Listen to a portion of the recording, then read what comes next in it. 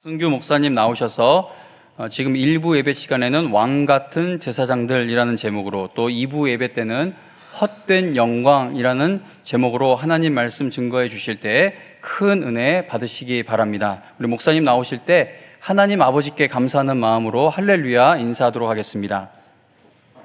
할렐루야. 우리 잠시 기도하고 하나님 말씀 살펴보도록 하겠습니다.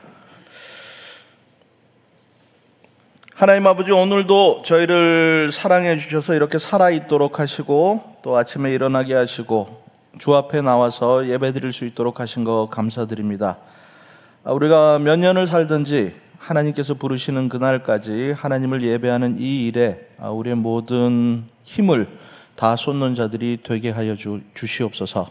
신령과 진정으로 늘 예배드리게 하여 주옵소서. 특별히 말씀을 듣는 시간이 되었사오니 하나님 아버지께서 큰 은총을 더해 주셔서 말씀에 깨달음이 있도록 하시고, 또 말씀이 우리 속에서 역사하도록 은혜를 베풀어 주옵소서.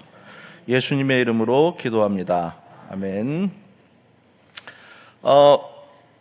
오늘 이 말씀은 2부 예배랑 특별히 다른 말씀이 아니고요. 2부 예배를 전하는 말씀을 이해하기 위해서는 오늘 이 본문 말씀을 이해해야 돼가지고, 기왕이면 혹시 1부, 2부를 같이 드리는 분들이 있을까봐 제가 저를 위해서도 이렇게 본문을 좀 나누어 가지고 이렇게 살펴보았습니다. 여러분 얼굴 다시 뵈서 반갑고요. 그리고 또 내년에 혹시 또 저 못 볼 수도 있습니다. 아프리카에선 사람들이 잘 죽어요. 사람도 죽고 짐승들도 잘 죽고, 한국에 오니까 또 죽는 사람들도 많더라고요. 딸이랑 작년에 어떤 아주 유명한 선교에 힘쓰시는 분을 7월 달에 가서 만나고 왔는데, 갑자기 12월 달에 돌아가셨다고 그런 얘기가 있어요. 그러니까 늘 만날 때마다 최선을 다하십시오. 이제 우리 얼마나 살지 모르지 않습니까? 오늘 본 사람 내일 못 볼 수도 있고요. 그러니까 미워하지 마시고, 저 인간 오늘 보고 내일 못 볼 수도 있으니까 만났을 때 잘해줘야 되겠다, 이렇게 생각하고 그렇게 하십시오. 요즘 들어 많이 드는 생각이, 젊었을 때는 어떻게 살 것인지를 관심을 많이 가졌습니다. 내가 어떤 일을 해야 되고 어떤 사람이 되어야 되고 그런 일들을 많이 했었는데, 어느 날 갑자기 둘째 딸이 저한테 아버지는 뭐가 되고 싶으세요? 이렇게 묻더라고요. 그때 제 나이가 50살이었는데, 그래서 곰곰이 생각해 보니까 더 이상 되고 싶은 게 없어. 되고 싶은 거 다 했고 하고 싶은 일 다 했고 어떻게 살고 싶으세요? 또 묻는 거예요. 그래서 그냥 이대로 쭉 살면 되지 않을까? 지금은 사는 것보다 어떻게 죽느냐 하는 게 더 중요한 것 같아 라는 그런 말을 한 적이 있어요. 그래서 여러분, 성경을 보면 우리가 어떻게 살아야 되고 또 무엇을 위해 또 이렇게 한 걸음 한 걸음 나아가야 되는지 분명히 가르침을 주고 있습니다. 그 중에 하나가 오늘 읽은 이 본문의 말씀입니다. 구약 시대 이스라엘 사람들 당시에는 오늘날과 정치 체계가 달랐죠. 오늘은 요즘 우리나라에서는 대통령을 뽑지만 누구나 될 수 있지만, 예전에 왕들은 그렇지가 않았습니다. 왕들은 왕의 가문에서 태어나야만 왕이 되었단 말이죠. 그래서 그들만의 특별한 규례가 있어요. 근데 그 규례가 오늘날 우리들이랑 무슨 상관이 있느냐 말씀하실지 모르겠지만, 우리가 이렇게 세상에서 보면은 비천한 존재처럼 보일지 모르지만, 근데 서울 강남에 사는 사람들은 비천하지 않죠. 그래도 좀 내세우는 사람들 아니겠습니까? 나 그래도 서울 방배동에 산다 그러면 알아주잖아요. 또 영광교회 다닌다 그러면 그 전통 있는 교회 알아주잖아요. 그래도 성경에서는 이렇게 베드로전서 2장 9절에 보면, 너희는 택하신 족속이요 왕 같은 제사장들이요 거룩한 나라요 그의 소유된 백성이니라고 그렇게 말합니다. 우리 그리스도라는 말이 있는데, 그리스도라는 말은 기름 부음을 받은 사람이라는 뜻입니다. 근데 이 말은 구약 성경에서 왔는데, 구약 성경에서 기름 부음을 받은 사람을 메시아라고 얘기해요. 근데 그 기름 부음을 받은 세 종류의 사람이 있는데, 왕과 제사장과 선지자입니다. 근데 이 중에 선지자는 하나님의 말씀이 임하면 누구든지 선지자가 될 수가 있습니다. 선지자의 가장 기본적인 조건은 하나님의 말씀이 그 위에 임하니라라는 말이에요. 누구든지 될 수 있는데, 근데 제사장이나 왕은 틀려요. 제사장은 오직 제사장의 가문에서 태어난 사람만 제사장이 될 수 있고, 특별히 다윗 왕가에서는 다윗의 후손으로 태어난 사람만 왕이 될 수가 있습니다. 그 이외에 어떤 사람도 제사장이 될 수가 없고 왕이 될 수가 없습니다. 철저히 분리가 됐어요. 그래서 이스라엘의 첫 번째 왕이었던 사울 왕이 왕이 하지 못할 일을 합니다. 자기가 왕이니까 기다려야 하는데, 제사를 지낼 사람을 기다려야 되는데 급하다고 자기가 제사를 지내자, 제사장의 역할을 한 거죠. 하나님께 바로 버림을 받았습니다. 그리고 왕 중에서 우사라는 왕이 있는데 아주 훌륭한 왕이에요. 근데 이 왕이 하나님의 성전에 들어가서 분향을 하려고 했을 때 제사장들이 막죠. 이건 왕이 할 일이 아닙니다 했는데 왕이 내가 왕인데 감히 건방지게 하자. 그 즉시 그 머리에서 문둥병이 피어서 별궁에 이렇게 갇혀서 죽을 때까지 거기서 지내게 됩니다. 하나님의 직접적인 심판이 임하죠. 이만큼이나 왕과 제사장은 철저히 분리된 그런 어떤 직분이었습니다. 근데 신약 시대에 들어오면 왕과 제사장의 직분이 하나가 되는데, 그것이 바로 그리스도인들입니다. 성경에는 너희는 택하신 족속이요 왕 같은 제사장들이요 거룩한 나라요 그의 소유된 백성이니라고 이야기하지 않습니까? 누구도 가지지 못했던 이 왕과 제사장의 그 직분을 같이 결합해서 가지고 있는 사람들이 바로 그리스도인들이라고 그렇게 이야기합니다. 그래서 이 왕의 규례가, 그리고 제사장들의 규례가 오늘날을 사는 그리스도인들에게 반드시 필요한 것입니다. 그래서 그 왕의 규례를 살펴보면 우리가 어떻게 살아야 되는지 그것을 우리가 알 수가 있는 것이죠. 첫 번째 보면은 하나님께서 이 땅에 우리들을 태어나게 하시고 예수님을 믿게 하셔서 우리를 왕 같은 제사장으로 삼아 주셨는데, 어떻게 해야 되느냐? 신명기 17장 14절에 보면 우리 위에 왕을 세워야 하겠다 하는 생각이 나거든. 15절 반드시 내 하나님 여호와께서 택하신 자를 내 위에 왕으로 세울 것이며, 내 위에 왕을 세우려면 네 형제 중에서 한 사람을 택할 것이요 네 형제 아닌 타국인을 내 위에 세우지 말 것이며 라고 그렇게 말합니다. 여기서도 혈통이 되게 중요한 거예요. 즉 이방인은 안 되고 꼭 이스라엘 안에 있는 사람이어야 된다라는 이 말을 합니다. 이 말은 하나님을 잘 믿는 사람이어야 된다라고 그렇게 말을 하는 거죠. 아주 웃기죠. 왕의 첫 번째 규례, 당연한 거죠. 그런데 이게 당연하지 않은 일들이 가끔가다 벌어진단 말이죠. 여러분, 우리가 그리스도인이라고 불리려면 첫 번째로 가장 중요한 일 중에 하나는 예수님을 믿는 사람이어야만 됩니다. 당연한 얘기를 그렇게 하시냐라고 말씀하시지만 당연하지 않아서 그렇게 얘기하는 것입니다. 목사님들 중에서도 예수님 안 믿는 사람들 많습니다. 장로님들 중에서 없겠어요? 있습니다. 선교지에서도 가끔 저 사람이 정말 예수님을 믿는 사람인가라는 고민을 할 때가 많습니다. 실제로 있어요.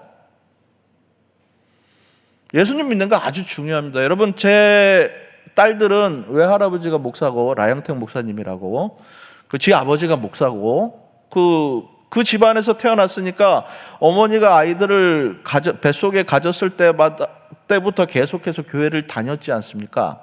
근데 태어났는데 제가 아이들이랑 많이 놀아줬죠. 많이 놀아줬는데 아이들이 엄마 아빠라는 말을 할 때부터 저는 그 아이들에게 복음을 전했습니다. 목사 가문에서 태어난다고 해서 저절로 구원받는 법은 성경 어디에도 없기 때문에 그래요. 그래서 네가 죄인인 걸 아느뇨? 애가 처음에는 멀뚱멀뚱 쳐다보죠. 우리 아버지가 무슨 소리를 하는 거예요. 근데 그게 2살, 3살, 4살 가고 유치원도 꼭 성교원을 보냈습니다. 거기 가서 하나님 말씀을 한 구절이라도 더 배워라. 교회학교를 싱가포르에 있을 때 교회학교를 보낼 때도 복음을 가르치는 교회를 이렇게 보냈습니다. 근데 예수님 믿는 거 쉽지 않습니다. 큰아이는 초등학교 5학년이 되어서야 예수님을 믿었고요. 작은 아이도 중학교 2학년인가 되어서 겨우 예수님을 믿었습니다. 매일같이 복음에 대해서 설교하고 복음에 대하여 이야기하고 했는데도 교회를 한 번도 빼먹은 적이 없는 애들이에요. 제가 새벽 기도할 때도 어떨 땐 데려가고. 그런데도 예수님 믿는 게 그렇게 어렵습니다, 여러분. 우리 예전에 저는 처음 저희 집안에서 예수님을 믿었다고 할 수 있는데, 저 같은 경우에는 예수님을 믿느냐 안 믿느냐 그 문제가 아주 중요한 문제였어요. 근데 저희 집안에서 태어난 아이들은 그렇지가 않다라는 것입니다. 그 아이들은 어려서부터 교회를 다니다 보니까 그것이 삶의 한 부분이 되었을 뿐이에요. 그리고 평생을 놀랍게도 예수님을 믿지 않고서 교회를 다니는 사람들이 그렇게 많습니다. 나는 어려서부터 교회를 다녔으니까. 여러분, 우리 젊은이들이 고등학교 때까지는 교회를 잘 다니다가 대학을 들어가면 교회를 떠나는 친구들이 많지 않습니까? 그런 이유 때문이라고 저는 생각을 합니다. 심각한 문제예요. 예수님 믿는 것, 그게 교회에 나오는 이유 아니겠어요? 우리가 예수님을 믿기 때문에 교회에 나오는 거고, 예수님을 믿으려고 교회에 나오는 거고, 복음 때문에 교회에 나오는 거 아니겠습니까? 첫 번째 규례예요. 예수님을 잘 믿을 것. 그냥 넘어가지 마십시오. 정말 이 아이가, 그리고 내가 정말 성경에 나와 있는 그 복음의 그 지식을 따라서 예수 그리스도를 믿는 사람인가? 그거 우리가 늘 점검해 보면서 살아야 됩니다. 그리고 내가 정말 예수님을 믿는 사람이면 그 다음에 해야 될 일이 있는데, 첫 번째는 16절 보면 그는 병마를 많이 두지 말 것이요 병마를 많이 얻으려고 그 백성을 애굽으로 돌아가게 하지 말 것이니 이는 여호와께서 너희에게 이르시기를 너희가 이후에는 그 길로 다시 돌아가지 말 것이라 하셨음이며, 이렇게 말합니다. 병마라는 것은 군사력을 말하는 것이죠. 군사들과 그리고 말과 기병, 보병 이런 것들을 말하는데 그걸 오히려 많이 두지 말라고 하셨어요. 많이 둬야지 나라를 지키고 뭐 할 거 아닙니까?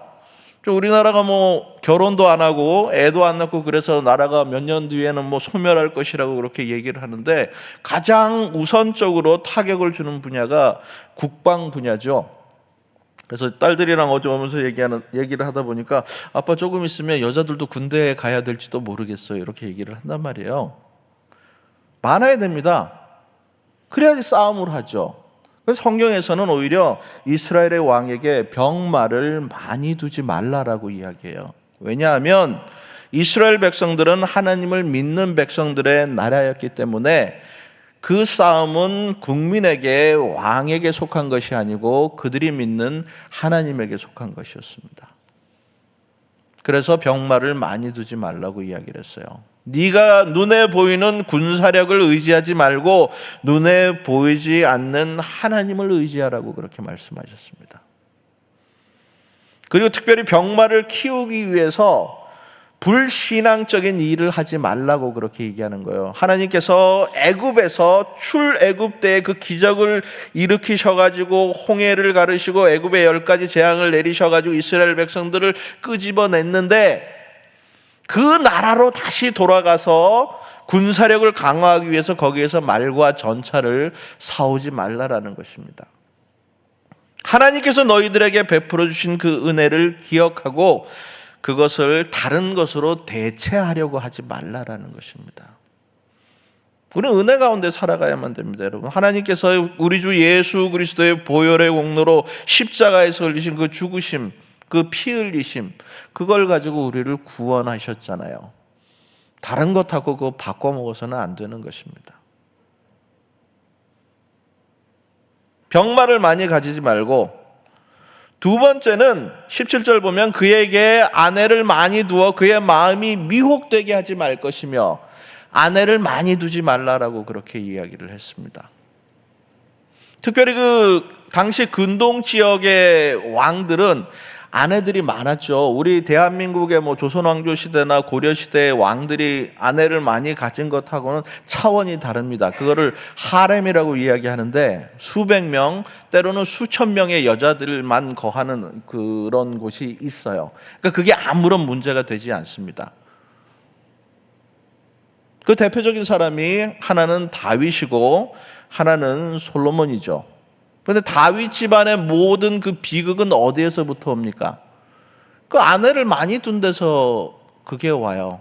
솔로몬의 헛된 영광, 그게 원인이 어디에 있습니까? 아내를 많이 둔 데서 온 거 아니에요. 부인이 700명이고 첩이 300명이고 합이 1000이라고요. 이게 무엇입니까?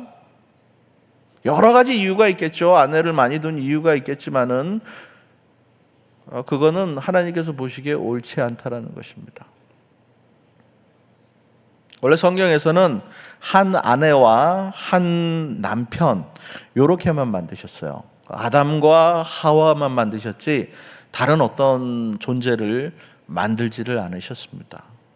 그러니까 부부가 결혼을 해서 서로 사랑하고 자녀를 가지고 가정을 꾸려나가는 것, 이게 참으로 올바른 일인데 요즘 같은 시대에 그게 쉽지가 않죠.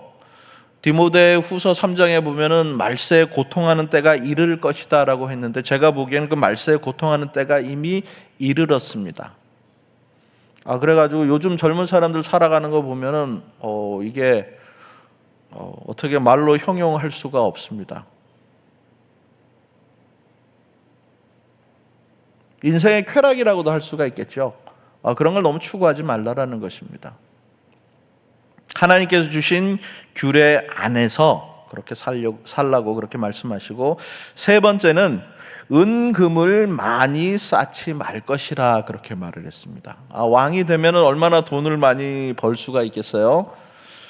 그런데 그거 하지 말라라고 그렇게 말씀하셨습니다. 그냥 적당하게 자족하면서 그렇게 살라고 그렇게 말합니다.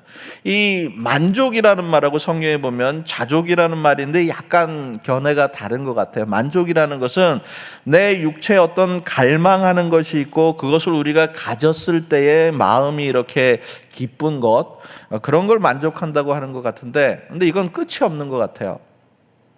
자족이라는 것은 무엇을 더 가져서 마음이 기쁜 것이 아니고 내 삶이 정돈이 되면서 많은 것이 필요 없어지면서 마음에 어떤 기쁨이 생겨나는 그런 상태를 자족이라고 이야기합니다. 그 자족하는 은혜를 성경에서는 많이 이야기를 하고 있죠. 그래서 어느 정도 기준이면 우리가 자족할 수 있겠느냐? 성경에 보면 너희는 먹을 것과 입을 것이 있은즉 족한 줄 알지니라 라고 그렇게 이야기합니다. 제가 아프리카 사니까 늘 먹을 것 때문에 고통을 받고 있지 않습니까?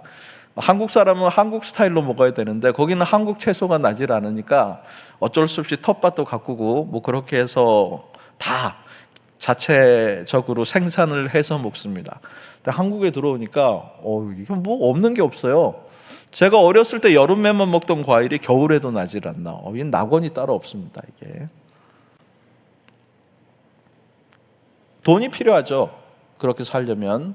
그러나 너무 많이 그것을 쌓아두지는 말라라고 그렇게 얘기합니다. 돈을 많이 쌓아두면 놀랍게도 그것이 우리들에게 미혹거리가 되고 반드시 거기에서 문제가 생깁니다. 적당히 그렇게 가지십시오. 왕이 가져서는 안 되는 세 가지. 마병을 많이 두지 말고, 두 번째는 아내를 많이 두지 말고, 세 번째는 은금을 많이 두지 말라.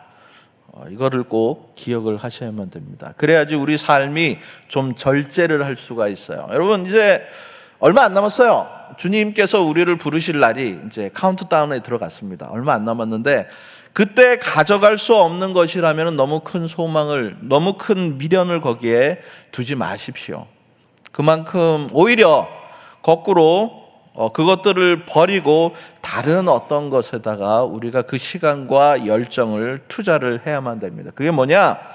18절에 나와 있습니다. 18절에 보면 그가 왕위에 오르거든 이 율법서의 등사본을 레위 사람 제사장 앞에서 책에 기록하여라고 그렇게 이야기를 했습니다. 요즘은 우리가 기독교 서점에 가면은 성경을 우리가 다 이렇게 마음대로 구입을 할 수가 있습니다. 몇만 원 주면 구입을 할 수가 있죠. 그래서 여러분 우리 집에 성경이 한 10권, 20권 막 이렇게 쌓여 있지 않습니까? 그래서 낡은 성경은 교회에서 처리해 준다고 제가 광고도 봤어요. 그렇게 성경이 많아요. 그런데 이때에는 그렇지가 않았습니다. 이때 그 제사를 하나님 앞에 지내면 그 소 가죽이나 그 양 가죽을 제사장들한테 줬어요. 그럼 제사장들이 그걸 가지고 뭐 이렇게 잘 그 무두질을 해가지고 백을 만들어 가지고 다니거나 아니면 또 뭐 가죽 옷을 지어 입고 그런 게 아니고 그걸 잘 펴고 말려서 잘 잘라서 거기에다가 하나님의 말씀을 기록을 했습니다. 그래서 이 레위인들 제사장들은 말씀의 전문가들이에요. 말씀을 가르치는 사람들입니다. 그래서 어떤 사람이 왕이 되면 제일 먼저 하는 일이 그 제사장 앞에서 말씀의 전문가 앞에서 그 하나님의 말씀을 자기 손으로 직접 성경을 써야만 했습니다. 율법의 말씀을. 그게 왕이 첫 번째 해야 되는 일이에요. 재미있죠? 다른 어떤 것이 아니고 하나님의 말씀을 제사장 앞에서 기록하는 자기만의 성경을 만드는 일을 했습니다. 그래서 왕은 자기의 성경을 가진 사람이에요. 그래서 성경을 쓰다 궁금한 게 있으면 앞에 있는 제사장들한테 묻죠. 이게 무슨 뜻입니까? 그러면 제사장들이 설명을 해주고 하면서 하나님의 말씀에 대한 체계적인 지식을 습득해야만 됐습니다. 이것이 왕이 해야 되는 첫 번째 일이에요. 여러분, 우리가 왕 같은 제사장들이면 이 규례에서 절대 벗어날 수가 없습니다. 여러분은 말씀의 사람이어야 되고 성경의 사람이어야만 됩니다. 근데 목사가 되어도 한 번도 성경을 읽어보지 못한 사람들이 있고, 그리고 장로님이나 권사님이 되어도 성경 안 읽는 사람들이 많습니다. 절대 그렇게 사시면 안 됩니다. 하루에 한 장이라도, 그리고 많으면 몇십 장이라도 읽으십시오. 힘들죠. 회사 갔다 와서 잠자고 아침에 일어나서 회사 출근한 것까지, 그것도 쉽지가 않죠. 저는 직장 생활을 한 번도 안 해본 사람이어가지고, 제가 제 친구 중에 하나가 그 회사의 사장이어가지고 어느 날 부탁을 했습니다. 야, 친구야, 내가 우리 그 성도들의 삶을 내가 전혀 이해를 못한다. 나는 그 맨날 성경 읽고 책 보고 하는 게 내 직업이어가지고 그렇게 하는데, 우리 성도들이는 어떤 삶을 살지 못하니까 내가 너희 회사에서 한 2달 정도 일을 할 수 있도록 허락을 좀 해주라. 그래서 친구가 저한테 그 사무실도 하나를 주고 책상도 하나가 주고, 그래서 제 출퇴근 생활이 시작됩니다. 아침에 제가 5시 반에 일어나요. 5시 반에 일어나서 샤워를 하고 아침 일찍 가서, 제가 그때 수원에 살고 있었는데 서울 한복판까지 하니까 출근하는데 1시간 반 정도가 걸려요. 그래서 아침에 5시 반에 일어나서 샤워를 하고, 그리고 옷을 갈아입고 6시 되면 집을 나서서 출근을 했습니다. 했는데 솔직한 얘기로 기도할 시간도 없습니다. 그래가지고 전철을 타고 가면서 계속 기도하는 거죠. 그리고 전철에서 그날 읽어야 될 성경을 읽고 책을 읽고 갑니다. 그리고 아침 먹을 시간도 없어가지고 그 회사 아침에 그 바로 아래 빵집인데 들어가면 제가 원하는 빵은 벌써 누가 다 사갔어요. 한국 사람들 그렇게 부지런합니다. 열심히 이제 하루 종일 일을 하고, 이제 퇴근 시간이 오면 그 사장님이 또 술을 안 마셔요. 그리스도인이어가지고 술을 안 마시는데, 그 영화를 꼭 보러 가자고 합니다. 새로 나온 영화는 다 봐야 돼요. 사장님이랑 같이. 그 끝나고 나면 밤 10시가 됩니다. 그럼 집에 돌아오면 11시가 넘어요. 그러면 씻고 또 일어나서 그렇게 합니다. 그러니까 애들 얼굴 볼 시간도 없더라고요. 그때 저는 그 생활을 하면서 성도들의 삶을 조금 이해할 수가 있었죠. 그런데 제가 그때 포기하지 않았던 일 중에 하나는 아침에 전철을 타고 가면서 성경을 읽는 일이었습니다. 기도하는 일이었어요. 그렇게라도 하셔야 됩니다, 여러분. 우리의 목숨과 관계된 일이에요. 왜 하나님께서는 왕에게 너는 하나님의 말씀을 네 스스로 너의 책에다가 기록하라라고 말씀을 하셨겠느냐고요. 그게 없으면 왕이 될 수가 없기 때문에 그렇습니다. 여러분, 우리 얼마나 복된 시절을 살고 있습니까? 원하면 누구나 책을 펴서 읽을 수가 있잖아요. 이런 시대가 온 지가 얼마 안 돼요. 우리가 정말 복 있는 시대를 살고 있습니다. 근데 그거를 우리가 무가치하게 여기고 있잖아요. 제가 그 아프리카에 가서 충격을 받은 일 중에 하나가 뭐냐면, 처음에 가서 예배를 드리는데 아프리카 사람들 예배를 보통 우리처럼 드리는데 한 가지 다른 점이 있는데, 그게 뭐냐면 예배를 마치고 나서 꼭 성경을 3장씩 읽습니다. 처음에 난 왜 성경을 이 사람들이 교회에서 읽나, 집에 가서 각자 읽으면 되지, 괜히 시간을 그렇게 한 20-30분 정도 걸린단 말이에요. 왜 이렇게 하나 생각을 했는데, 나중에 제가 얼마나 무지한 선교사였는지 어느 날 가서 살펴봤더니 교회에 성경을 가진 사람이 없어요. 그 성경이 우리나라 돈으로 한 14,000원, 15,000원 하는데, 그게 그 사람들의 가족이 일주일 동안 생활할 수 있는 돈이거든요. 그래서 성경을 사지를 못해요. 그러니까 집에 성경이 없는 거예요, 읽을래도. 그리고 또 교육도 많이 받지 못했잖아요. 아프리카 사람들이니까. 말은 하는데 글을 읽을 줄 몰라요. 그러니까 교회에서 성경을 3장을 읽어주는 게 그 사람들이 한 주 동안 들을 수 있는 하나님 말씀 전부 다인 거예요. 충격을 많이 받았습니다. 그리고 나서 제가 그 다음에 한 일이 뭐냐면, 우리 신학생들을 조사를 했죠. 신학교 학생들이면 당연히 성경을 가지고 있을 것이라고 생각을 했는데 절반밖에 성경이 없더라고요. 그래서 제가 또 신학생들이 성경이 없이 어떻게 신학교에 와서 이렇게 공부를 하느냐 했더니 조사를 또 했죠. 그 지역에 있는 목사들 중에 성경을 가진 목사들이 거의 없습니다.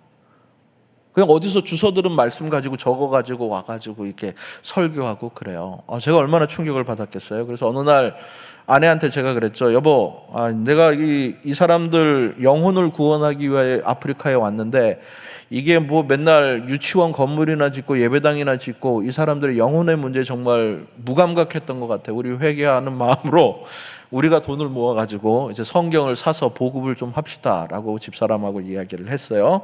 근데 집사람도 좋다라고 얘기해서 우리가 이제 그때 그 모아두었던 돈이 한 200권 정도 살 돈을 모아놓고 있었습니다. 이거라도 사서 성경 보급 운동을 하자라고 했더니 이틀 뒤에 갑자기 한국에서 전화가 온 거예요. 누구하고도 상의한 적이 없습니다. 이건 우리들의 일이지 남들한테 얘기하지 말자 그랬는데, 이틀 뒤에 전화가 왔는데 어떤 목사님이, 광주에 있는 목사님이에요.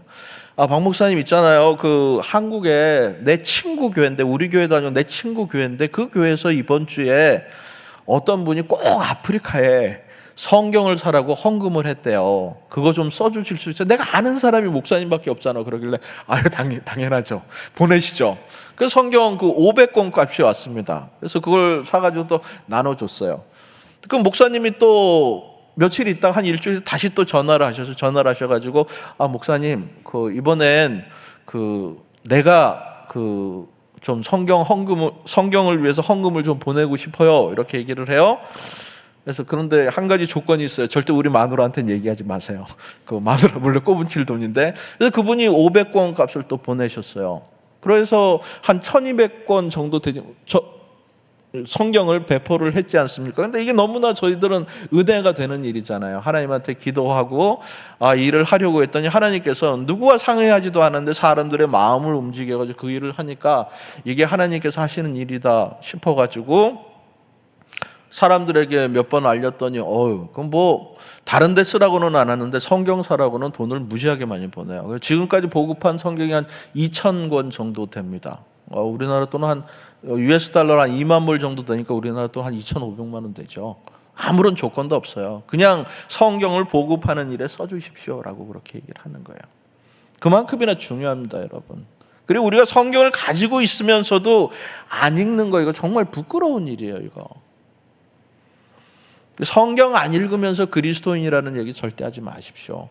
하나님의 뜻도 알지 못하고 말씀도 알지 못하는데 무슨 신앙생활을 한다 그럽니까? 그건 신앙생활 하는 게 아니에요. 그건 열심을 내는 게 아닙니다. 사람들 중에 열정적인 사람이 있고 그렇지 못한 사람이 있는 거예요. 그 열정적인 모습이 우리의 신앙을 대변하지는 않습니다. 자기 성질 못 이겨가지고 교회에서 이리 뛰고 저리 뛰고 하는 거예요. 결국은 그런 분들이 문제를 일으킨단 말이죠. 왜요? 말씀이 없어서 그래요. 여러분, 왕이 해야 되는 일들은 첫 번째로 해야 되는 일이 자기의 성경을 가지는 겁니다. 자기가 직접 기록하고 자기가 만든 성경. 두 번째는 평생에 19절 평생에 자기 옆에 두고 읽어 그의 하나님 여호와 경외하기를 배우며 이 율법의 모든 말과 이 규례를 지켜 행할 것이라 라고 그렇게 말합니다. 즉 자기의 가장 가까운 곳에 성경을 두고 그 성경을 밤낮으로 읽어서 그 말씀의 전문가가 되어야 된다는 것입니다. 여러분의 수준을 자꾸 올리세요. 그러면 목사님의 수준도 같이 올라갑니다. 그러면 여러분들이 더 은혜를 더 받게 돼요. 그런 말씀을 더 사랑하게 됩니다. 선순환이죠. 말씀의 사람이 되십시오. 당연히 목사는 말씀을 선포하고 말씀만을 가르치는 사람이 되어야 됩니다. 그래서 성도들도 그 말씀을 받아서 말씀의 사람들이 되어야 됩니다. 한국교회의 문제는 사람이 줄어드는 게 그게 문제가 아니고 하나님의 말씀이 교회에서 점점 사라져 간다는 게 문제입니다. 말씀이 없으면 사람들이 자기 멋대로 행하게 되어 있습니다. 교회에 법이 없고 질서가 없어요. 목소리 큰 사람이 이기는 거죠. 그건 교회가 아닙니다, 여러분. 여러분 이제 우리 살 날이 얼마 안 남았으니까 삶을 좀 정리를 하십시오.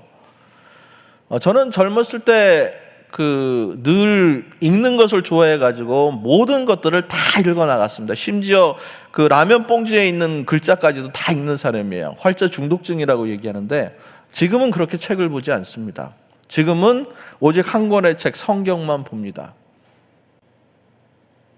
그 다른 책들은 시효가 있어요. 그 유통기한이 있다라는 말이죠. 제 집사람도 공부를 많이 했는데 그 사람은 되게 웃긴 게 한 3년이나 4년 지나면 책을 다 갖다 버려요. 책도 이렇게 두껍고 무지하게 비싸요. 근데 그걸 다 갖다 버리더라고요. 제가 궁금하죠. 여보 왜 그렇게 책을 다 버려? 그랬더니 내가 공부하는 이 분야는 항상 최신 정보가 아니면 필요가 없대요. 다 버리는 겁니다. 여러분 지금까지 30년 전, 40년 전에 있는 책들을 아직도 보는 사람은 아무도 없잖아요. 어떤 공부를 하든지 간에. 근데 하나님 말씀은 안 그래요.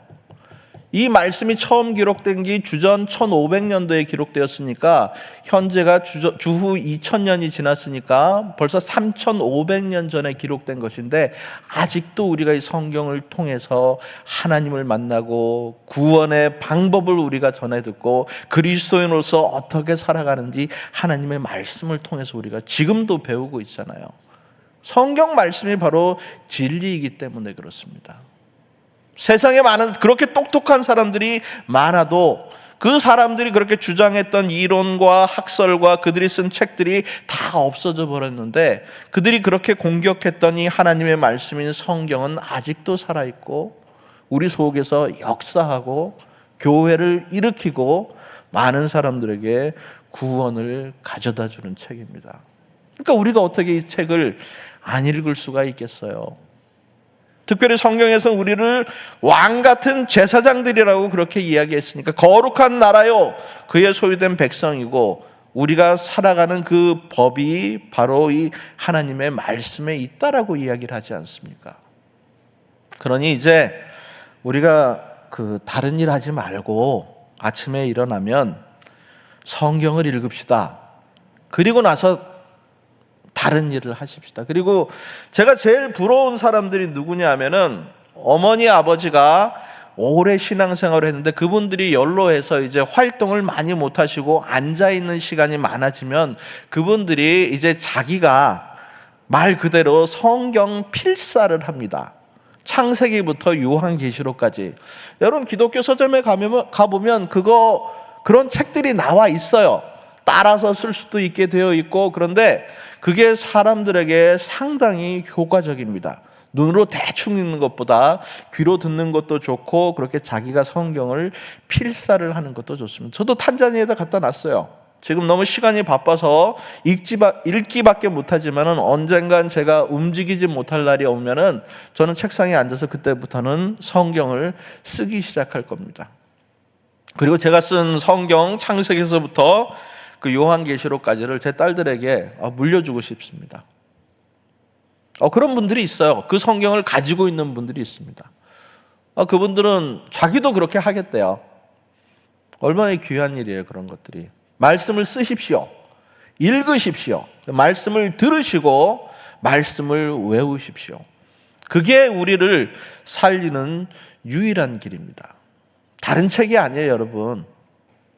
이게 하나님 말씀은 살아 있습니다. 그리고 운동력이 있어요. 지금도 우리 속에서 그 말씀이 역사를 합니다, 여러분.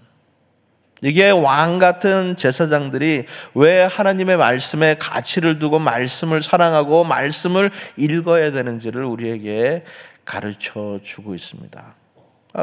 이제 20절에 보면 그 효력이 나오는데 그의 마음이 그의 형제 위에 교만하지 아니하고 그렇게 말합니다. 여러분, 사람이 원래 지위가 높아지면 교만할 수밖에 없어요. 모든 사람들을 깔아볼 수밖에 없습니다. 그런데 하나님의 말씀을 읽게 되면은 거기에서 거듭거듭 드러나는 게 우리가 하나님의 은혜 없이 살 수 없는 죄인이라는 것이 드러나고, 나도 똑같은 죄인이구나. 교만하지 않고 늘 겸손하게 그렇게 살 수가 있는 것입니다. 이런 분들이 존경받는 분이에요. 이 명령을 떠나 좌로나 우로나 치우치지 아니하면 이스라엘 중에서 그와 그의 자손의 왕위에 있는 날이 장구하리라 그렇게 말합니다.